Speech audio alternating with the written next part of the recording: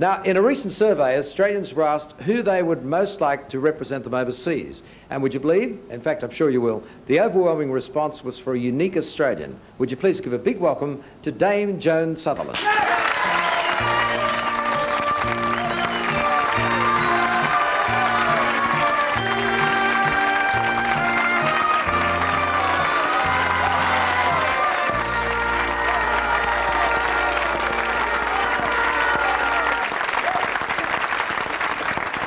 Hello. Hello. That was quite a reception. They were not cued to stand up. They just did it.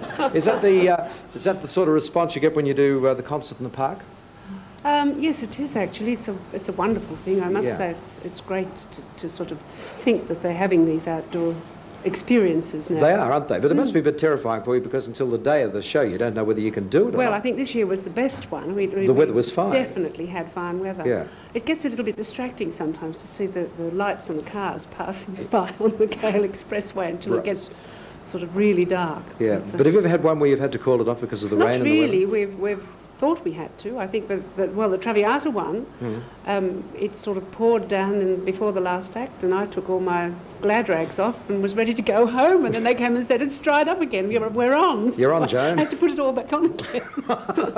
I've often thought that, and we're going to talk about it later, but with your fame, it must be very difficult for you to get around and mix as normally as you like to do. And I know you do like doing normal things. You don't like to be isolated. I'm rather a large lady, and I can't. Not really, easily hidden. I'm not easily hidden. No. So I'm sort of somewhat recognisable as a rule. Yeah. Yes. So how do you get over that?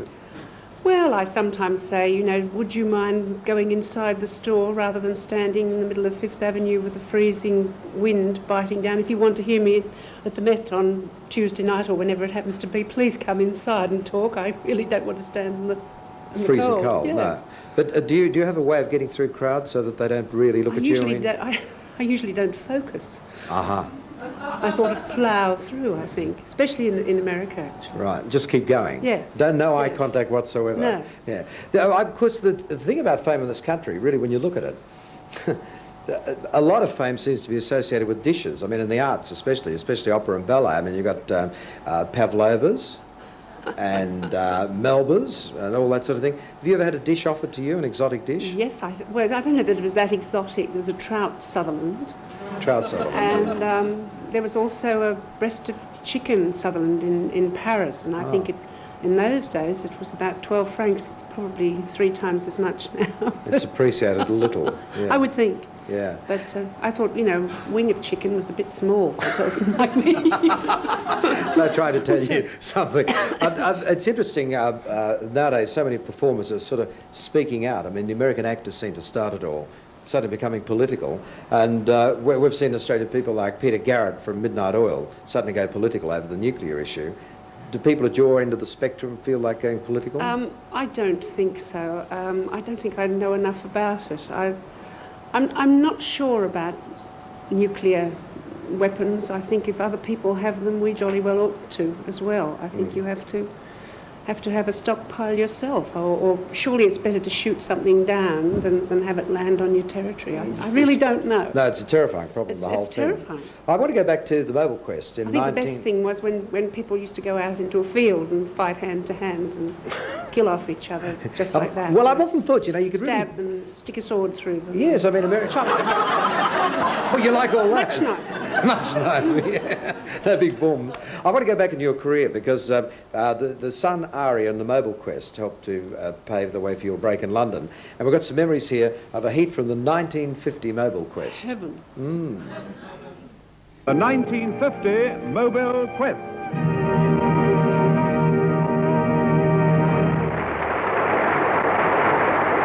From Woollahra, New South Wales, we welcome Joan Sutherland, who is competitor number 15 in the Vacuum Oil Company's Mobile Quest. Joan Sutherland is a soprano who began her musical career under the tuition of her mother. She was formerly a secretary, but gave this up to devote all her time to singing, since when she has sung in nearly every state of Australia. Miss Sutherland has chosen an aria from Wagner's Tannhäuser, Elizabeth's Greeting.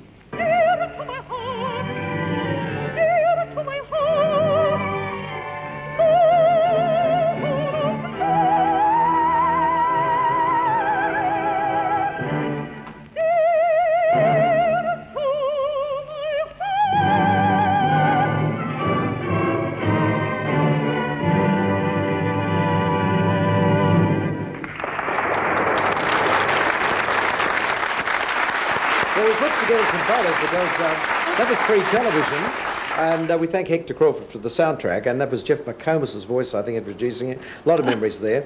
But what sort of secretarial work did you do? Well, I worked for a country suppliers. We supplied anything from combine harvesters to rabbit traps to wine, you name it. I mean, a bottle opener. And they used to write orders in, and we used to dispatch them off to wherever it was. And did you ever think when you first got those sort of breaks that you go as far as this, or was there a certain ambition you had and that was about it? I only had a certain ambition. I never thought I'd have the sort of career I had. I wanted to sing at Covent Garden. That's about as far as I mean, crazy me. I was ridiculous of me to think of singing at Covent Garden, but I wanted to. Even the back row of the chorus, you I mean, I didn't care. I wanted to sing at Covent Garden. Oh, no, I wasn't too keen on the back row of the chorus. A little bit of ambition. Oh, no, I had a little bit of ambition. Now, of course, we've gone so far without talking about your husband, who can't be with us tonight because he's... Working. Working, yes, indeed. And this is Richard Bonning. And I just want to ask you about your work together. And I have some film here which I'd like to show, first of all, of you both in rehearsal. I think this shows a lot. Okay. It's not cut at all. I mean, Oh, is it? no cuts.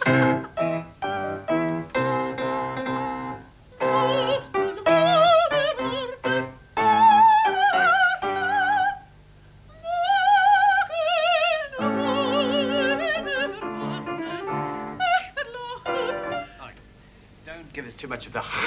Oh, yes. I mean, you have to sing this as if it's bel canto music, German or not. And all the best German singers don't cough and spit all the time, so don't. But you remember, you're the trumpet.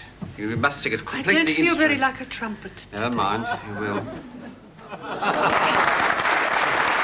one of your trumpet days. But it's a pretty remarkable thing when you look at your working relationship, because obviously it carries over from the theatre. You can't leave your work at the theatre. You have to bring it home with you as well. Well, I think there are things for and against it. It's true that you know, we nag at each other about what we've been doing and how we think we ought to have been doing it. Yeah, hard to get away from that. It's worked very well. I'm very grateful that we've had that close relationship with our work, really. Yeah. Now, you married in London. Yes. And I'd just like you to tell people about the telegrams that you both received from your respective parents, because it was a bit of a surprise for all concerned. Well, we sent Mother a cable in Colombo. She was on her way back from a visit to Australia and told her that we'd married. And I think she said something like, naughty children, be good, or watch out, or something, see you soon. Most unusual.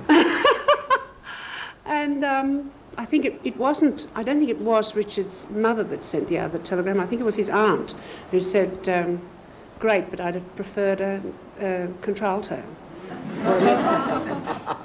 Well, of course, you were a mezzo in those days. And, well, I'd pretty much left the mezzo range by the time I got to London. But yes. Richard was the one who managed to trick you almost. He did. To, I going don't higher have and higher. perfect pitch, and he used to Really? sort of raise everything. He used to put everything up a third and trick me into singing in the higher register than... He'd say, go away from the piano. You know, don't keep looking. You've got to learn the words. You know, you've got to memorise everything. Stand away from here. So I really couldn't see what notes he was playing. In point of fact, he just transposed everything up. And tricked you up there. Yeah. Of course, the opera being telecast now is quite amazing. I think the last time they did it, 50% of the ratings were on the ABC for the opera, and this is quite a remarkable thing.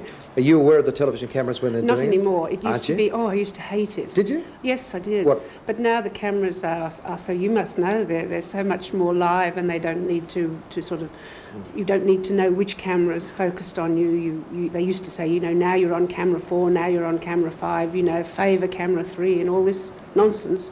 And now they just film it, and I think it's much better. But I would imagine it's rather difficult because you're doing a performance to an audience half the time too. And you know, cameras sort of sneaking around. No, they're not. They're in the audience, and they're not sneaking around. They take it from points in the audience now. They used to sometimes come onto the stage to do them in the early days. And that I didn't like, and I hate it when they dolly in too close and they give you a nasty close-up when you've got your mouth wide open. You can see glottis or whatever. Now, we've got a clip from D flat of ours, so let's have a look at this. She must have paprika in her blood.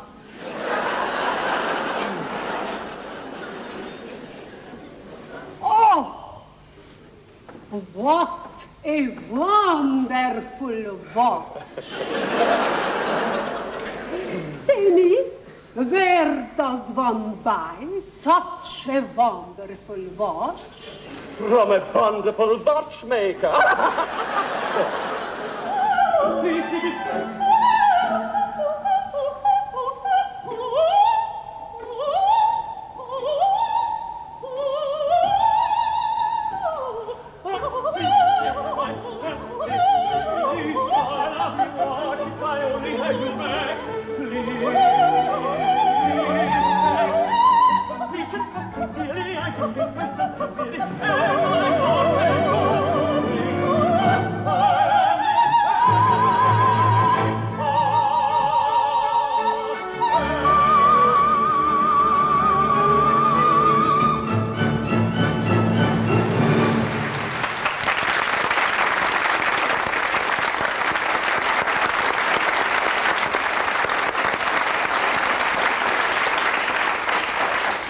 I must say the German accent amazes me. Well, it's actually meant to be Hungarian. The Hungarian accent doesn't amaze me at all. Well, actually, the one thing about that was that I was criticised when I first did the role in San Francisco by the local critic, and he said that for all you could understand of Lars Sutherland's words, she might as well have been singing in Hungarian.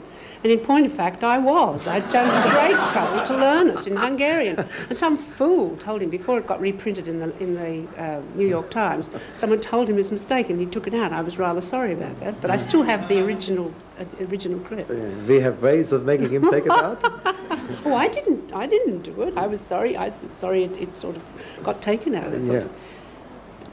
But you've got it in your scrapbook. Oh, yes. You bet you have. Oh, All right. yes. With Dame Joan Sutherland, Wonderful. ladies and gentlemen. We'll take a break. We'll be back with her in just a moment. Dame Joan.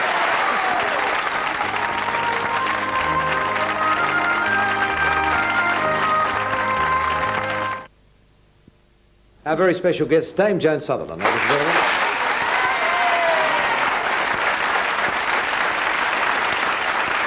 Now, the two times after you became established overseas, you returned to Australia was 1965 and 1974. Something like that, Yeah. yes. I'm not good on statistics. No, well, Once I neither something's am over, I. it's over. Oh, I've my worked it all dear. out. Here we are, a bit of a fur number on there, huh? A bit cross too. Oh, I saw somebody I knew. Good heavens. Okay. And I mean, this is quite a reception you're getting here. Off you go. Oh, zero, dear. Yeah. The travel, is that a routine with you now? Because it is a busy schedule. Oh, well, we've got used to it, I guess. As I say, it's been about 40 years. Yeah. It's always a bit of a hassle. I don't like it when I'm coming to the end of a period in a place. What do you like at packing? I'm pretty good, actually. I don't let anybody do my packing. Oh, My can I husband call on you gets- next time? I said I don't let anybody do my packing. I don't like doing other people's packing. Oh, I see. But I do my own because I think if I leave anything behind, then it's my fault. I can't blame anybody else. Right.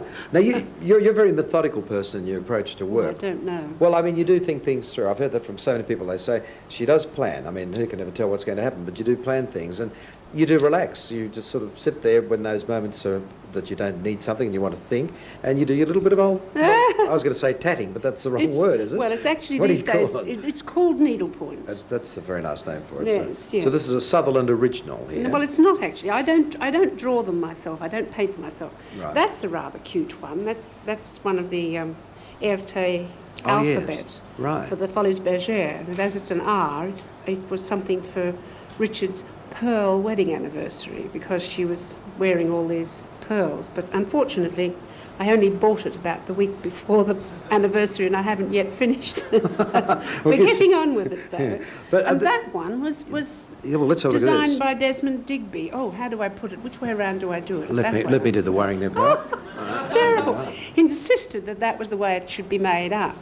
But it was, he did the designs for Lakme, and he did this big sort of lotus design. So you got it all together. And, yes, and he put a sort of rather plain one on the end, which is a bit boring Yes. to do. Well, but it's I'm- fun to have it because Desmond painted it. Right. And, How many operas in that?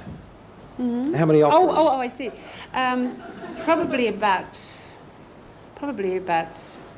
a year's work, I would think, because I usually do about 6 pieces at once, and I do them on the planes, and I do it in the dressing room if I've got time. Something like Norma, I don't really have time to do much needlepoint. Right. But when you have, that's what you do. Yes. Well, we were talking about home earlier, and with all this travelling, I've got some footage of your various homes. So we just have a look at this. I mean, I think we start with Switzerland here. This is your home in Switzerland. That's not the home itself. No, my home's at the back of it. But, Home on wheels. That's the station. Yes. What a cute little village. They really are as pretty That's as the that. house up there. Right. And how It's a often do you bit see... ratty time of year, you know. It looks like the end of the summer or Is something. it? So beautiful by our standards, isn't it? What? How much time would you spend there a year? Oh, it varies. We usually try and be there for a month at Christmas. Doesn't always happen. Right. And, we try and be there at the end of the summer. I always see the bulbs and things go in the autumn, and I sometimes see them beginning to come up in springtime. But by the time I get back, usually from here, at the end of the summer, everything's an absolute mess, and you've got sort of overgrown hollyhocks and delphiniums and, you know, broken fronds and just messy. Everything's messy. So you missed out on the most beautiful part of your home. Exactly, yes. Yeah. Noel Coward was one of your neighbours. Yes. And I believe there's a lovely story. I mean, everyone has Noel Coward stories who ever knew him. And I have a wonderful record, as I said to you before, of you singing Noel Coward songs. But he actually tried to correct your accent, and he thought you were sounding a bit too Australian. When we stayed with him in Jamaica, he said, what are we going to do with our Joan? She's got such a beautiful singing voice and that dreadful Australian accent. We really should do something about it. He said, I know, when Jimmy Pope Hennessy gets here, you just listen to Jimmy speak. And of course it was such an overblown English accent when James arrived that Richard and I were sort of kicking each other under the table and you know, absolutely folding up with laughter, because it was the last way I wanted to sound. It was the full plumbing, was it? Rather, yes. Yeah. Now, I talked to Tom Jones about being a grandfather. I'm a grandmother. You're a grandmother, yes. And how long have you been a grandmother now? Oh, nearly 2 years now. Did it change you in any way? I don't think so. But she's a love. Oh, look at her. She's a little different to that now. Right. That's a A lovely lot shot. more hair. And your son on the Yes, left-hand side of the yes. screen. Yeah. But you didn't sort of become philosophical about it and sort of think, oh, this is a new era for me? Oh, I think I've sort of gotten over all that. I mean, you're as old as you feel, and sometimes I feel 90 and sometimes I feel 20. Sometimes I feel 15. But I just hope I go on feeling 15 long enough to kneel down in my garden and really get to work in it. 15-year-old knees are very handy in a garden, yeah. Now, this is... we're in February, and you've been doing Norma, and you're going to Melbourne with Norma? No, we're going to Melbourne for one television performance of Tales of Hoffmann. Right. And do you really want to know what I'm doing next? Yes. Right. Then after that we go back to Switzerland for about 10 days. Then we go to New York, Phoenix, Atlantic City to do big sort of Pavarotti gala concerts. Right. Make sort of lots of money in the casinos in Phoenix and Atlantic City. So you'll be competing with the For poker both of machines, us? will you? I presume so. And then we go to London for performances of Lucia, Covent Garden, and then we record Rodelinda because it's the Handel bicentenary, so they suddenly found out that they didn't have Sutherland recording any Handel, and I've got to stick a recording of Rodelinda in. Then we go back to Switzerland again for another short stint. Then we go to Stockholm and do a concert performance of Norma. Then we go back to London again and do another Handel opera called Athalia, and then it's time to come back out here for the 1st of June. Phew. And then we've got Puritani, and then I hate to think what else there is. Oh, then I get home in July. I actually will be home in the summertime for the first time for about 11 So you'll years. see the So I'll flowers. see the garden, Oh, yes. let I'll the- be able to roar at the garden and Yeah. say that's not what I want.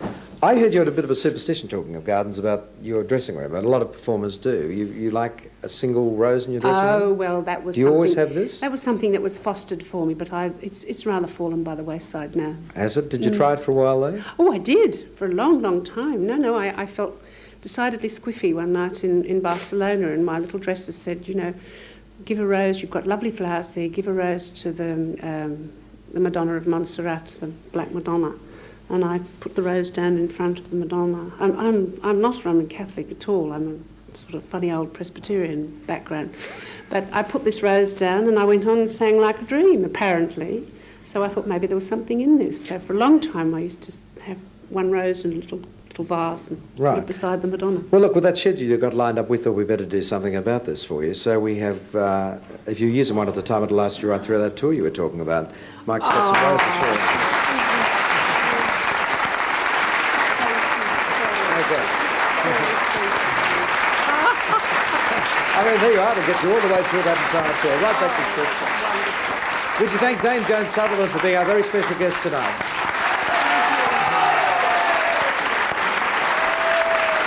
We'll take a break, and in a moment, Billy Field sings for you.